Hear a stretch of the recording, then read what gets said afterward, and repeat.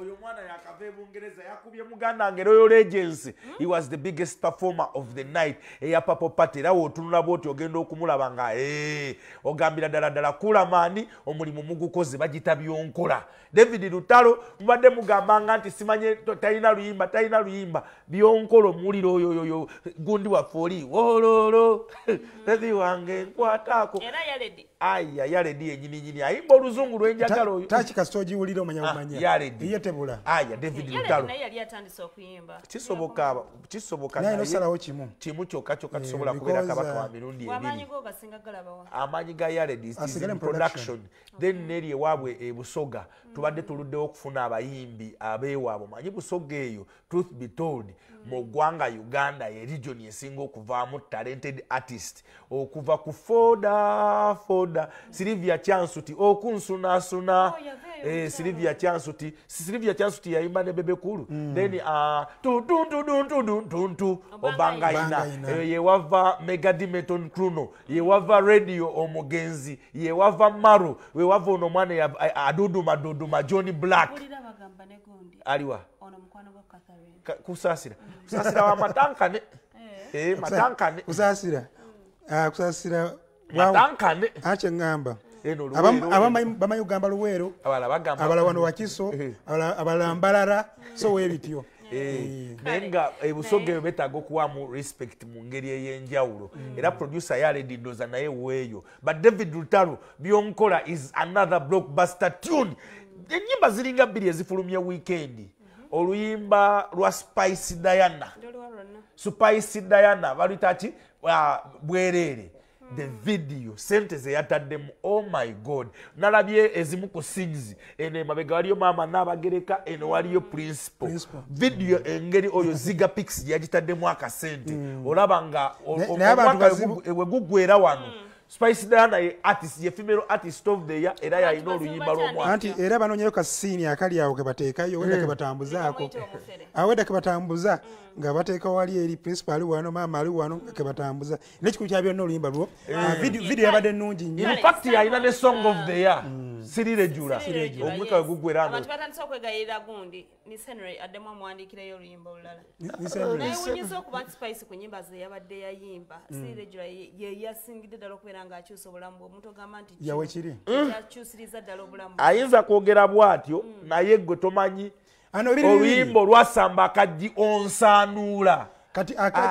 yasamba akaggi but okufuna sente nga wandikambye nti kati nkola magoba because abadde mu investment nga investinga buli kyafuna ng'ateekamu kati sanza nandisa okukungula kati akungulidde mu ki Sirire Jula naye nga investment avidde eri mugundi mu onsanuula eringa alina bemakalo saabo baliona bonna nga tuba ebiseera ebyo akungula wachingamba no Suzanako na managinga Spice Diana alinga muwala wange era bwe ngamba nti kino bwekiti liri puzzle Spice Diana yangamulo Dax Katero yangamulo mulabo oyo Dax Katero wona nina musajja wange bamuyitanga Josh Boss kale Simon bwatandika wajana tugamba gundi yayimba erinnya lyange tewaliwulira Dax Katero bona bayimba biga yayimba erinnya waliwo omulala naye mwana Simon enongeno tujina muguli Judi akyawakana sokoleke katimi akyawakana emabega kao bigayi mwali mwamujja muguli nenjikwata nze kanzeka gye bayita gundi olimba lwa bigayi gundi azibandi matiri mwenda ne mutandika okubukira ku lwange azibandi matiri kale ku Podium nkwagaliza akawungeza akasufu munnange ffe twagusedde okubeera nga tukuteeka akamwenyumwenyu ku matama kansubire nti wakafunye danze Judith Kawesi nabulema ku Podium kwendi buterevu kakati ensonga z'abapromota tezinaggwa basazeewo batuule bbongabo munnaabwe president wawe bamuggyemu Obwesige njogerako ani ku mukulu Abtex Musinguzi nga bakulembeddwa mu nkulu Balamu n'abalala bajjo wabula ate waliwo promoter yakavayo ne yeerayiza kuba president Nobert alindeko Nobert emabegako wabadde atambula nnyo ng'agamba yeye president ow'ekiseera neneebuza ate Nobert akikoza atya semateeka ayinza okuba bali mutundu bali ekiggwera wali eri buli kimu n'awantu awo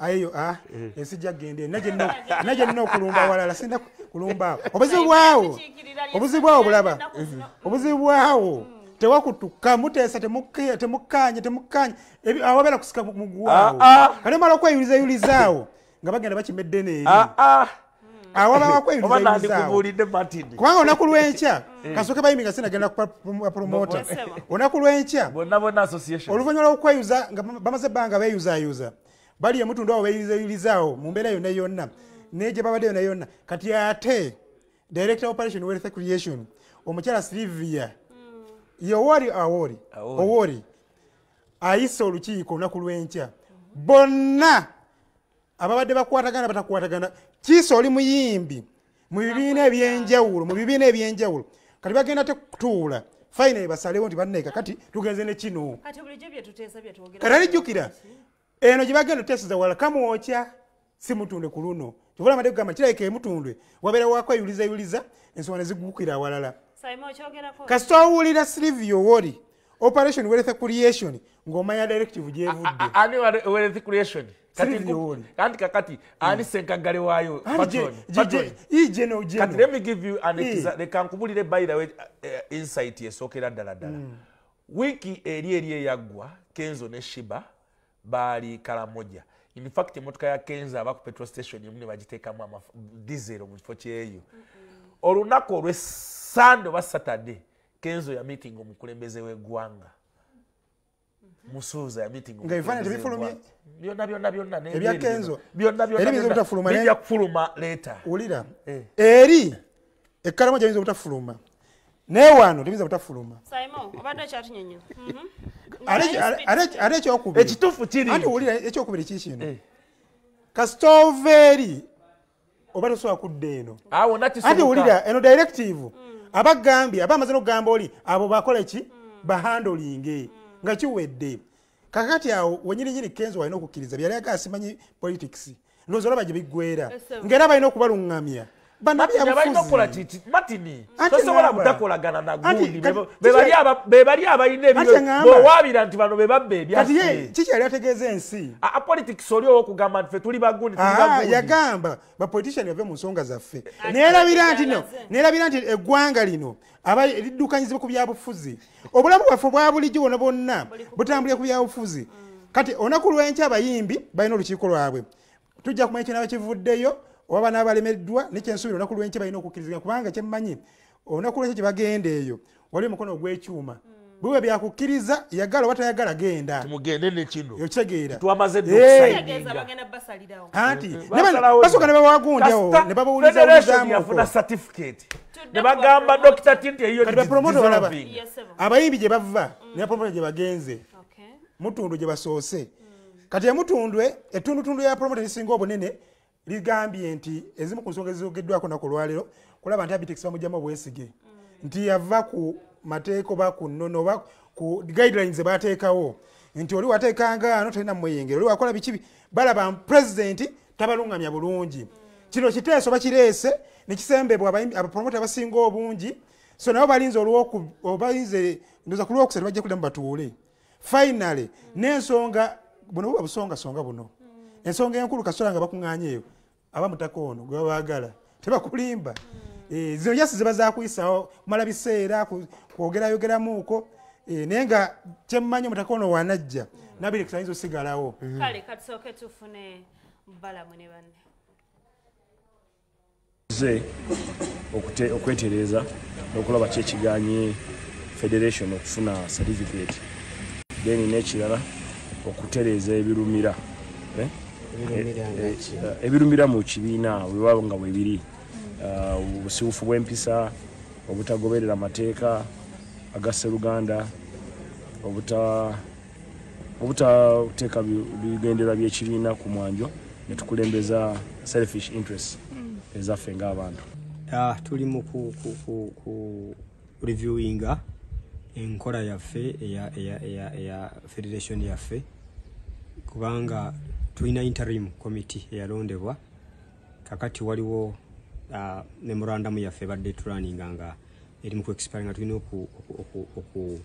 girinuwalinga. Yes. Naye kutuwuliddeko nga bagamba Abtex mbadde mwagala mujjako Obwesige nga president. Ensonga eyo si bweri nnyo.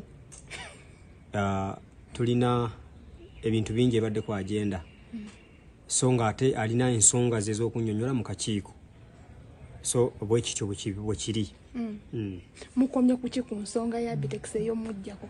Agenda tetuuse eyo. Era meeting tujali janinze ne ejja kuddamu eyitibwe. Taagala kusala bigambo ng'omwogezi ekigenda mu maaso kirala tulina committees ezibadde zirina okutuula okugenda nga zikwata ku nsonga emu oba endala. Kakati ku nsonga eyashe ezoogerwako issue si yaleni skin oba ya balamu. Issue eri ku nsonga nti twakkaanya okubanga tutegeka sho nga tuzikaanyizaako. Kati kye tuli mu kugobera okulaba process eno lwaki teyakolebwa nga bwe twakkaanya. So sikugamba nti nno waliwo enteekateeka nti olw'okuba yategeka kino ave mu buyinza nedda. Otwasemba okwogera naye watugamba muyinayo ekyo ekintu kyamugenda okukola Abtex olw'ensonga gye yakola nga ye president. Ensonga eyo mwagituukako ddamu nga ba disciplinary committee. Kyekino kyennyini kyosanze nga nti nno ali mu kwewozaako abadde mu kakiiko. Anti kyenkugambye nti kyekituleese wano mu lukiiko okulaba nti nno asobole okwewozaako tulabe nti nno avaayo okukonvinsinga committee ku biki ebyagenda mu maaso. Naye wengambire nti mu process eyo ate twadijanize meeting ngobudde bugenze kuba bakamu bafe badde bagenda ku bintu ebirala. Ogirabye abo nabo baba center aba promoter sebayina kumanya be basinga obufumu ndonge nate nabadde n'omuntu wala omuntu yabadde ambuuza okay yabadde Friday ng'omuntu ambuuza nti ku bantu ali mu Uganda abali mu bwetaavu nga n'abantu bali bubi lwaki ssente zebamalira ku bano abaganye okukwataganya abaganye okukolera awamu abaganye n'okulaga nti omuntu wa ssente ugenda kola kino kituyambe lwaki baziwa abantu abalala abawejjere. Martin ate nyinza obutakkiriziganya naawe. Yes. Kituufu kiri atulira mbuulira ssente mmeka bwekyabawawa mu biseera bya covid nakati projekiti yonna gye bataddewo oba ssente gundi zagamba ng'oggyeko buli omu okulya obuli. Martin abantu abadongo bababye ebbanga ddene ngani ababba eyo discussion ya lunaku lulala abadongo ffenna tukimanyi nti economy eno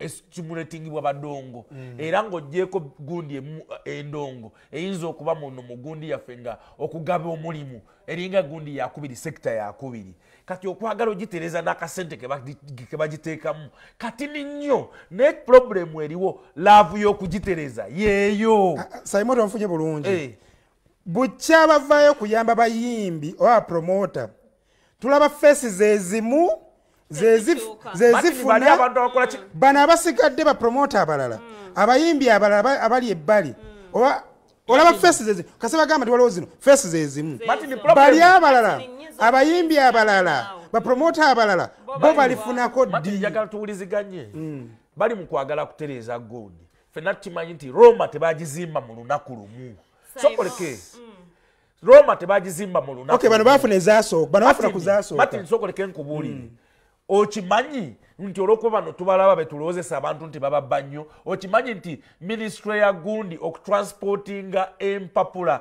okuzijja ku workers house okuzitwala Entebbe bazitransportingira $4,000,000. Saimo yatontegedde bulungi kyenkugamba ki kino Saimo ati owulira ye fesi y'endongo njagala okulaba ku Saimo promota Saimo nga naye soka tuwuliziganye mulimu abantu abamu nga bw'ogamba endongo bw'otaleeta Abtex bw'otaleeta balamu bw'otaleeta ketti sina kuvaawo abo olwedde baafunako kale njagala n'abala bajja bafuneko. Problemu yeeyo nti olutalo lwakufuna weruba lwakufuna nze problemu obuzibu weruba bwakutereeza owulira enkiko z'obaddemu eyo bali kuki batereeza bakola ki ebyo byonna bisobola okubaamu oba okukola ki. Martin endongo eno erina obuzibu nti endongo egenda kutuuka nga tefuna emisolo gye bagireeseemu atabula endongo gavumenti etandise okututa. Saimo kankubuuze ku musalako bakusala omusolo gwa bitundu bimeka? Nze Martin ku musala gwange pay as you earn pay slip yange nsasula emitwalo giri percentage yogera mu percentage yogera na sente 8 I think emitwalo 8 ofuna bakusala percentage ya sente meka ndoza bayinza okuba bansalako nga is it 30%? Oba 40 kale. 40. Towa musolo. Nguwa. Kati wachagala bali ba Kati musolo. twetaaga okutereeza kuba omusolo guli mu ndongo gwa mirundi ng'ebiri. Bakusala emisolo emirundi ng'ebiri. Gyola ani asinga okuba omulabe w'endongo? Omulabe w'endongo gavumenti. Ate ani agenda ogitereeza. Era gwe olina okugamba nti banne tebonyigiriza because tebabimanyi. Anti obuzibu tebonyigiriza tukole bwetti ne bwetti. Obuzibu obuliwo. Ne problem weeri. Mwe tugenda okutereeza. Obukunkumuko obwo bubuzaabuza bali mu kutereeza. Okkiriza fesi zino zokka zibeere nga zezivayo buli. No Simon, lwaki bana baagala obukunkumuka buno? Mubalese basigaleyo. Simon Okenyi oli mutegesi wa bivu. Lwaki tovayo ne tulaba ku fesi yo ne tulaba batuwuliriza era abo babamanyi nti abo babbi. Abo babamanyi nti babbi. Naye naffe batuwuliriza. Babamanyi. Naye nanti ate ababbi bemukkiririza. Era tolaba mu katemba abo olabyeyo bamalembe. Steve Junior mulabyeyo. Swangs Avenue ogirabyeyo. Ayuniki omulabyeyo. Ate tugambye the faces ezimu ze tulaba. Lwaki ziri face ne tezijja nazo zizambuze ku kintu. Munkyamu mwe muve nti. Tugende ku. So omulabe w'endongo omutegedde. Abo banyinyini abagala okufuna amangu mu ndongo. Bebalabe b'endongo. Kale nga tugenda mukuumulamu nyongera okutegeeza nti bannaffe aba Biva Organic be batuteekamu ensimbi ate baavaawo munnange omusajja yazimba ekizimbe bali wali Biva Organic House. Olaba Judy, olaba nga ku kooti. Ku kooti awo we batunda omwenge omuganda kweri ekkuba ogenda nga agenda ku Bulange wewoowetera we wali ekizimbe eddwaliro gaggadde. Olaba nga kyenayagadde ku Biva. Olaba nga bapasita Kayanja bajja abalokole mu biwempe. Kati bano ba herbalist kati awe mulina okudda. Level eyo balina okuddako eyo.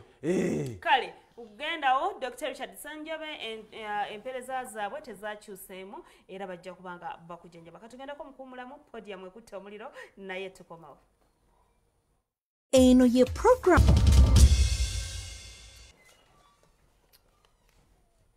Kale mbakulisaayo mukuumulako bannaffe abasanwa Tours and Travel bakugamba nti bali South Africa gwayagala okubeera nga otambuza ebyamaguzi babijja Uganda ne babitwala South Africa ne babijjaeyo ate ne babireeta wano. Podium tukyagenda mu maaso lunaku lwa Monday nyongera okubuuzaako.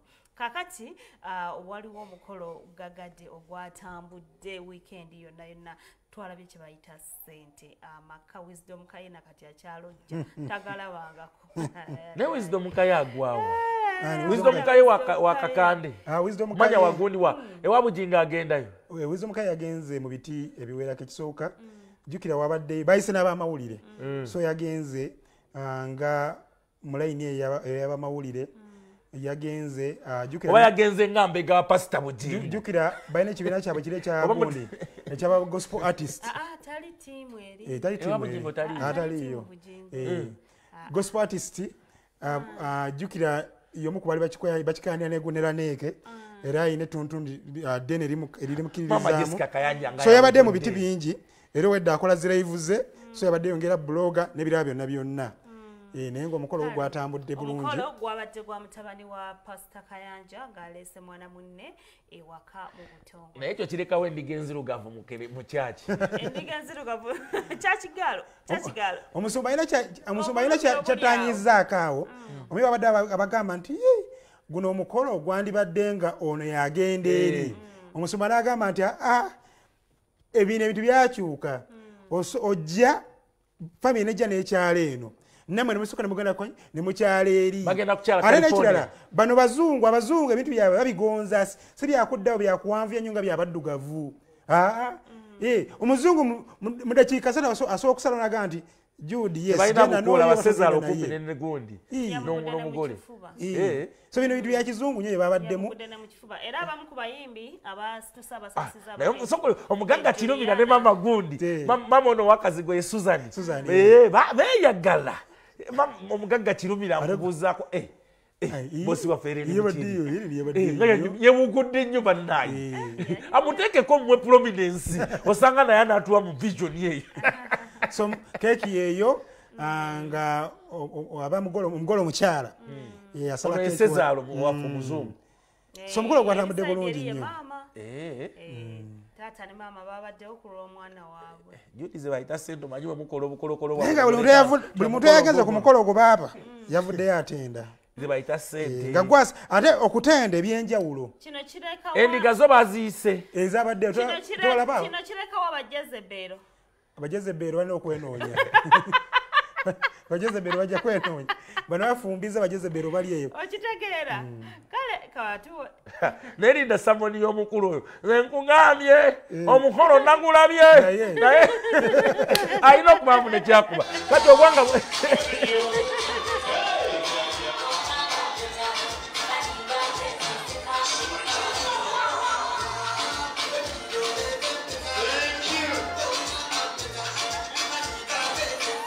obubaka bwaffe eri mutabani waffe buli bumu nti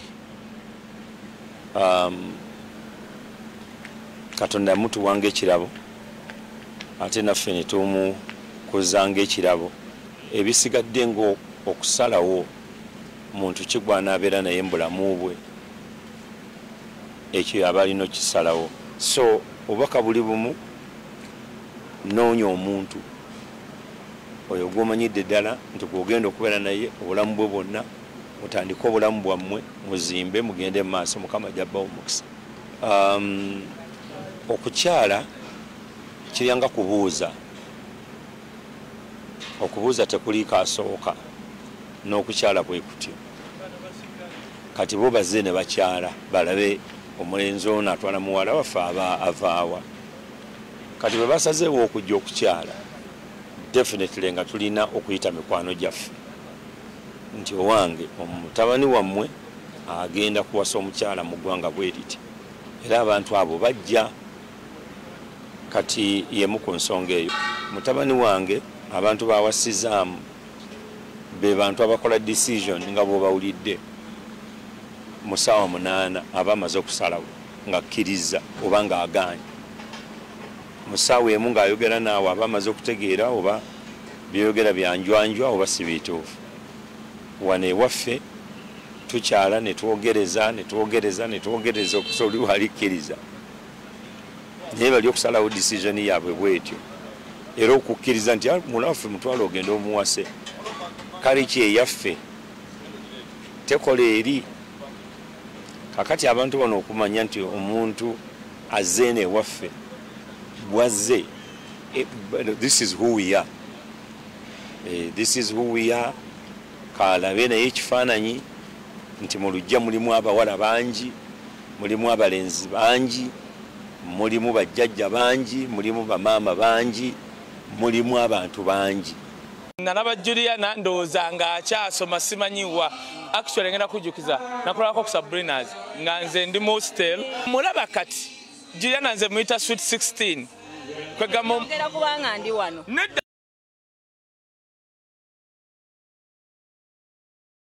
tya anyway Juliana tokula nange Juliana nkumanyi naye mundu ayiri namubiri wayitiriza ebigudi bade nkulaga omulabye Juliana akumye omutindo kati awo wisdom kaye ayinza okwogera buli kimu awo omukolo ogwo mama Teddy Bujingo yabaddeyo family friend alabika bulungi asinga makula bane Simon katono nnyo lete bifaananyi tulabe emboozi tuli kuya pastor era Martin erija kuba yankya timu omukolo gwali gwa pastor Kayanja gwa pastor Kayanja Junior anti ne pastor so omukolo tugwe respect ensegu tegedde kati bali eri tujja baleeta olunaku olw'enkya nga tuba comparinga kubanga bayinza okubulira mukolo gw'abano Juliana y'omu ku baasanyusizza abagenyi si yekka ne gundi yabaddeyo Irene Namatovu abayimbi babaddeyo bangi nnyo omanyi guno omukolo kati omukolo nga guno gukuŋŋaanya abantu bangi nnyo ate nga omukolo guno wali badambuza n'ekibuuzo ekyo nti nade nsuubira bagundi ba gospel kabaka okubeerayo guno omukolo bayita family members babeerawo n'ab'emikwano so abalokole abatali balokole ate eno ebeera session ya entertainment kasitoli ejja n'asanyusa abantu mu mbeera eweesa ekitiibwa mu mbeera ennungi taba na buzibu bonna kale bonna kabatuwa ku Juliana ogambye wisdom awayogera acha oyo nga kye kimwogeza naye omugole yayiza empisa zaffe aluddewo wano kale nalaba Juliana ndowooza nga akyasoma simanyiwa actually ngenda kujjukiza nakolako ku Sabrinas nga nze ndi mostel mulaba kati Juliana nze muyita sweet 16 kwegera kubanga ndi wano nedda kankubu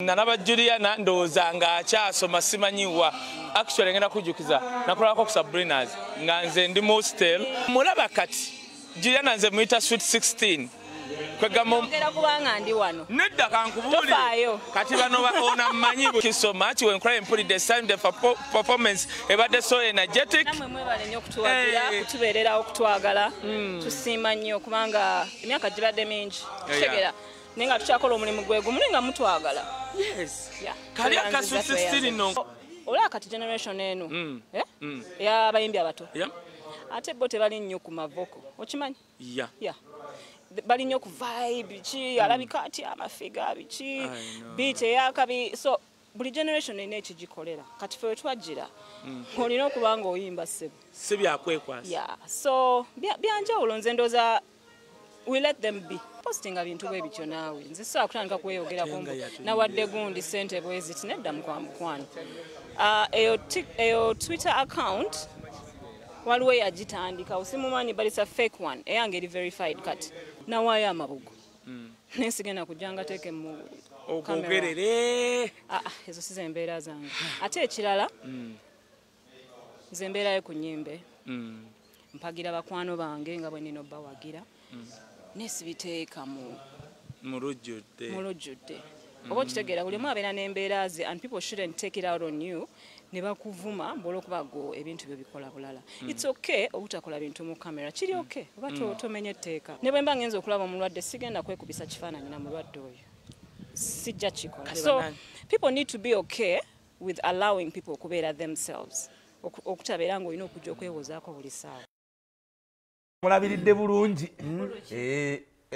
setinga gwatamumanyi numbulire gwe nkugambye mukama anti oba okyayagala okuba wange omukulu amulabiridde bulungi ambuuza mukulu tyansetinga wankoowa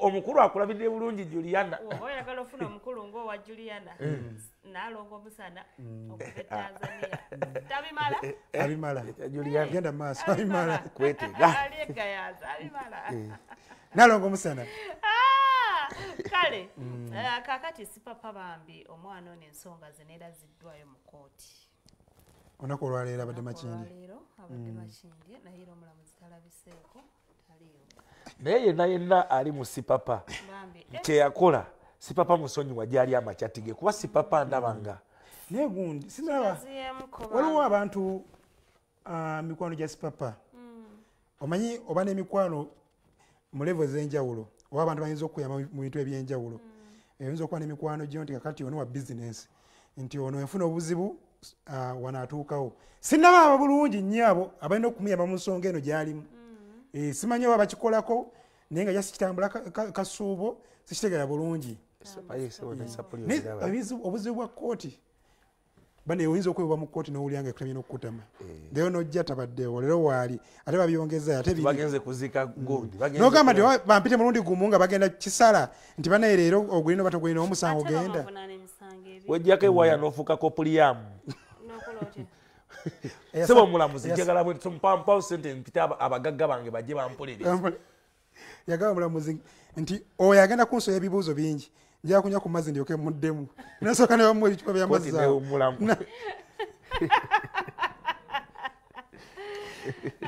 Sipapa waffe bannange waliwo abaana abamukiririzaamu nabo babaddeyo bambi kati omukyayina ayagala ki mu kooti olwo omukyayina abadde azze kuba bujulizi anti bayogera ku bakyayina ayinza okuba azze kuba bujulizi tomanya katufune Sipapa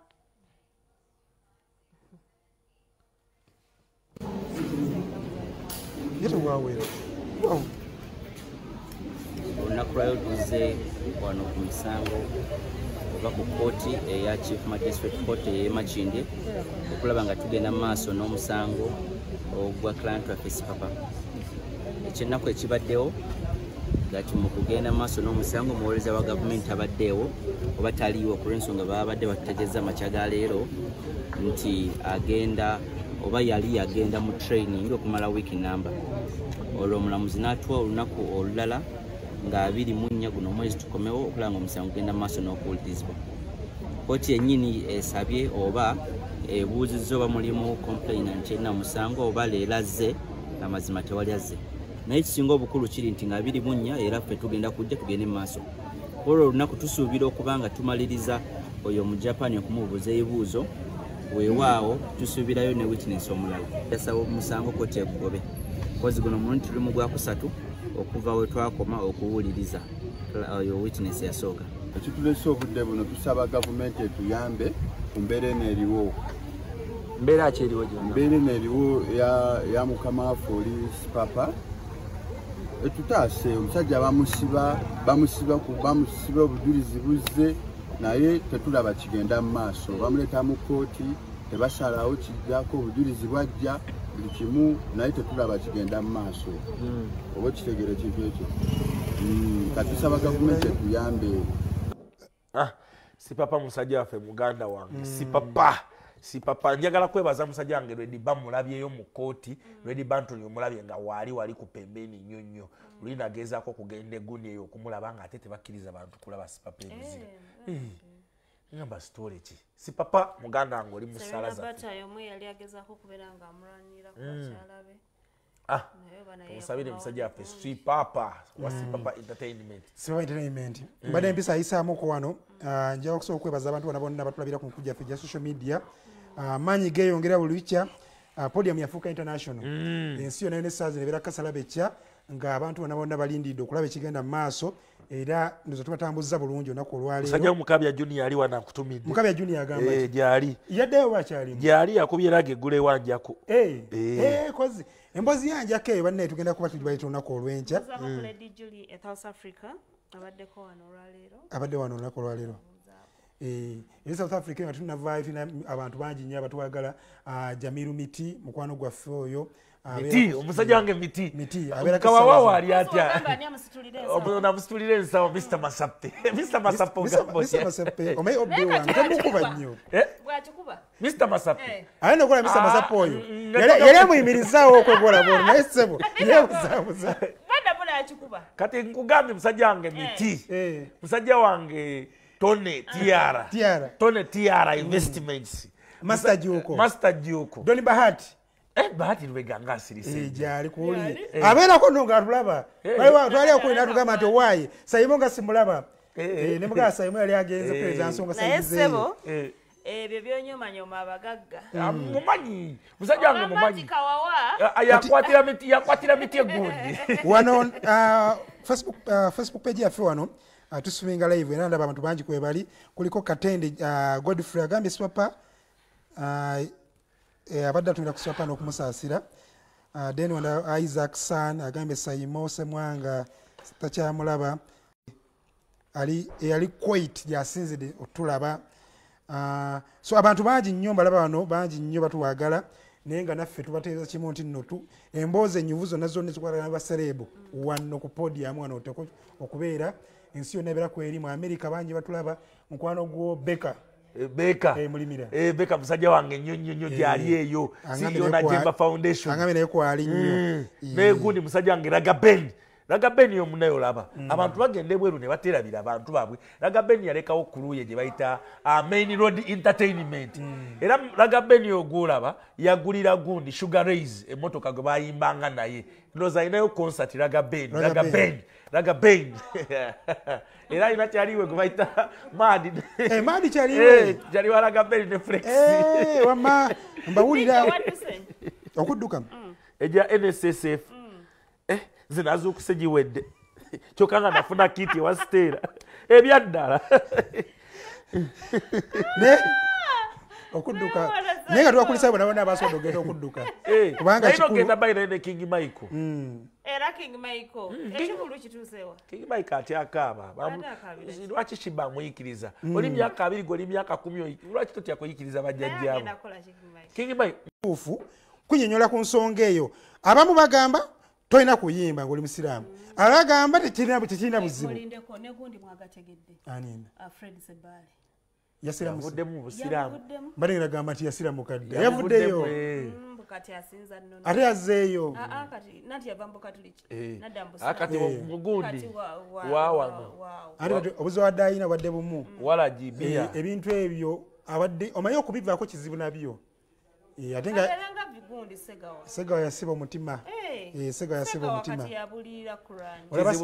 kizibu nnyo omuntu omukola kityo okuvaayo otuuka okuyiwa music onagamba nti music wange nena muyiye sikyayimba sikyakola ki nga ye bizinesi gyobadde okola omuntu otuuka ku mbeera eyo olina okuba nga era abasiramula gyositedde tulina kusaba nnyo aleme kuvaayo anti kyabadde ŋŋamba sinafuna seeka mutuufu kunyonyola ku nsonga eyo omusiraamu talina kuyimba obakkirizibwa okuyimba kuba abamu ku bayimbi tulina ab'amaanyi mu ggwanga mu basiraamu ogenda okulaba bakuba music bagamba nti balina kuyimba byebakola si bituufu zina kirala toyonona kati agyesiga okumutabula ekyo sayimba gwategera eddiini y'obuisiraamu kiri kitya kuba ono gwenyogerako olumansi edresa yabadde premieringa luyimba lwe lupya maama yomu ku bayimbi abasiraamu avuddeyo okuyimba era ye agamba tasobola kuva kuyimba mataali ayimba kuba abasiraamu Rema musiraamu liripazo musiraamu Kabako musiraamu Bigayi musiraamu Kenzo musiraamu omanyi abayimbi bawano batonoonya balina nti nyimba style weti olijja kugamba nti sima ya RNBA bandi byonna byonna bamikisinga kuba kati ayimba omukwano ayimba ki naye yagamba nti eddiini gy'amanyi tekimugaana kuyimba yaga tekimugaana kuyimba so kati simanyi kwekiva kivula abali ngamba sayima amanyi ku by'abasiraamu yayinza tuyamala tuterase ku nsonga eyo nga tufuna seekaawo wabone mukwano gwange erinnya linvudde mutwe seekaawo emasaka eyo naye muyimbi seeka mukwano gwange nnyo muyimbi maadi mukwano gwe seeka muyimbi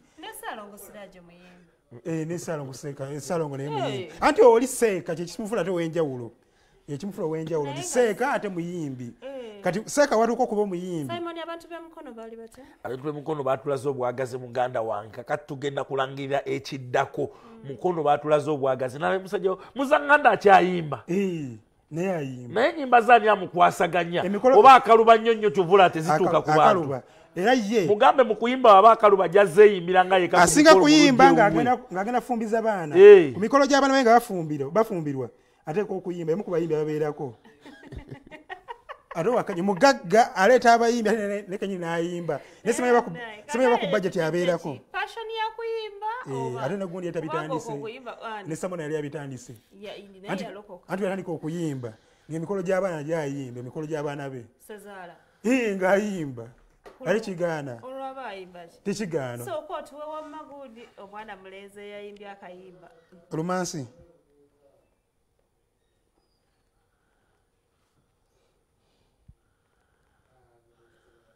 essaawa eno ndinga bwendi namunigina wabula okusinziira ku biriwo n'enkaayana n'entalo eziri mu industry ya music nteekateeka kuwandiisa association eyange era nga erinnya lyayo ye Butambala Boys Entertainment olw'omukwano gwe nnina eri Butambala ngenda kubeera nga mpandiisa ekibiina ekyo ate nkimanyi bagenda kukiyingira oba oli munna Butambala oba toli kyo kigenda kuba kya ttabbu. Nagendako mu meeting executive wiiki ng'emu emabega eyatuula emutundwe twalimu abantu ngaana naye nagenda okulaba nga birimu ebikonde birimu okulwanagana nze nganze omuntu meeting saagimalaako nenvaayo. olowooza ki ekyabalwanya? Ekisookera ddala kati bwe nalaba ku muganda wange Kenzo ne Big Eye agamba okujja mu federation nina okujja nga nina ekifo. Kenzo amugamba ebifo byaggwawo kati ebyenfuna bye bireese obuzibu so si bukulembeze. Eri mu meeting birala ebiri ku biri eno kubanza ayogera meeting nali njibaddemukko eri buli omu atunuulira nfuniramu wa kumbe eno wansi ffe tutunuulira twegasse tutya abali waggulu bakyayina okuba nga baagala kwekkusa daani okutunuulira okukolerera ekiri wansi weyaliyotunuulire eŋŋumi tebaalwanagana kutwala wala naye nga muganda wange Big Eye ne Kenzo beesikamuka era ne girasi ne zaatika otherwise tebaalwanagana naye nga meeting yagwa butaka era teyaggwa bulungi bekwatamuko ebitogi. Okay, gavumenti kuteekateeka bayimbi so si kuteekerateekera bayimbi kyokka bwe buzibu bwe buli. Gavumenti kuteekateeka bayimbi so si kuteekerateekera bayimbi. Okwata 3 billion zoziwa abayimbi oba bagambye mugende mulwanagane. Omukwano gwe nnina eri maama kuba mukama akyamumpadde waali tata mukama yamujjulula kati ndaba nga ne maama tomanya kuba emyaka gigenze ayinza mukama mujjulula nga sinnamulaga kusiima kwange gyali. Ensonga lwaki nasazeewo mpitire mu luyimba olwo okulaga maama omukwano gwange gwe nnina. Ndi wano olunaku lwa leero nga nzize okutunulira munnakitone muganda waffe Rumansi. Naye Rumansi ngenza omutegeera ng'alagira ddala nti ye muntu eyakuzibwa abazadde, era ebbanga lyenkolaganye naye nabasanga balina ekibiina kye baakola ekyokwekulaakulanya, naye nga banoonya engeri gye baneezimbamu okulaba nti bayamba abavubuka bannaabwe mu kubamiitinga ne tuintroducing ensonga yaabwe mu operation wealth creation abasuubiza bakwatirako okulaba nti basobola okutandika okulunda enkoko. Rumansi Ediriisa mutwalanga mutabani wange kubanga mutabani wange ate mukwano gwange. Endongo ya Rumansi Ediriisa tebadde mbi kuba akabanga ke tutambudde naye andaze essuubi nti asobola. Abayimbi bangi bazze bayimba naye nga bonna tubawuliriza, naye ate naye ayina ekipya kyaleese era tusaba ffenna tukwatire wamu kuba nti tumuwagira. Ffe ng'abatiimu Rumansi kyetusinga okwenyumiriza mu Rumansi kwagaliza. Waliwo omuntu ayagala naye nga tayagaliza.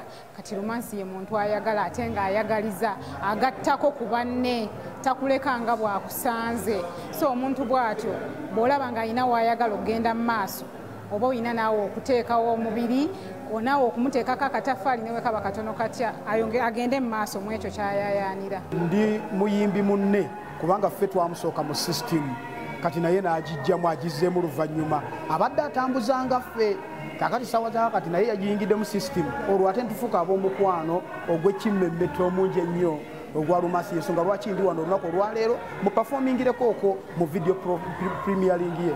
Eno ye program Kasalabe cha ng'ekutuusibwako. Abo ba Sunwa Tours and Travel bebeesigika mu kubuukingira tickets wamu ne visas